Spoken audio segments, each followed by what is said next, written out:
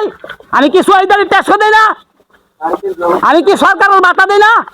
আমি কি current bill দেই না? তাহলে আমার রাস্তা এমন থাকতো কে লেগে কি অপরাধ আমার?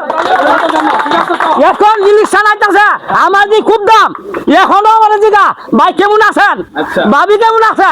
আমি কি ভালো আছে? আমার হাও ভালো না, আমার হাও দেখার ভালো জানেন? আমি হাও বাজা জুতা করে গুবারা রাখছি কাল লাগি তোদের মতো নেতারা লাগে তোদের মতো নেতার লাগি। আমি ওখানে বালা ইলেকশনের পরে বালা তাই না করে কিসের জন্য? ইলেকশনের আগে আমি কত বালা, আমার পরিবার বালা, আমার মা বালা, আমার বোন বালা, আমার রাস্তা বালা, বাড়ি বালা।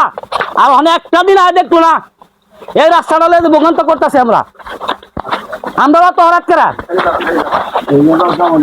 আচ্ছা মুরব্বী, আপনার এই ওয়ার্ডের মধ্যে কতগুলো ভোট আছে? আমার ওয়ার্ডের মধ্যে বুট এ উদা শুধু এই সমাজের ভিতরে আমরা যে মসজিদের সমাজ আছে 750 মানুষ আছে না, 750 মানুষের মধ্যে 300 ভোটার আছে, 300 থেকে 350 ভোটারই আছে।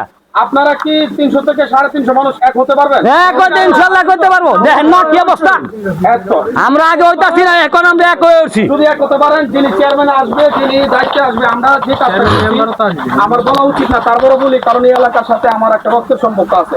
এই এলাকার সাথে আমার এক চাচা আছে রফিক, ওনার শ্বশুর বাড়ির জায়গায়। যাক, আমি আরো পরিচয় দিতে চাই না। আপনারা যদি 350 ভোট একখানো থাকেন, যিনি চেয়ারম্যানই করতে আসবে, যিনি চেয়ারম্যান আসবে, বলবেন কি বাবা 350 ভোট তোমার লিখিত ভাবে দিব। আমরা এই সমাজের মানুষ 350 ভোট লিখিত ভাবে কইলাক না কুড়হারাই না লাইলা না বেফারি বাড়ি না ফেউরি আমি কারে ফরার করতাম না, যে আমার কাজ করে দিব সামনাসামনি 350 ভোট, সামনাসামনি 350 ভোট দেবে।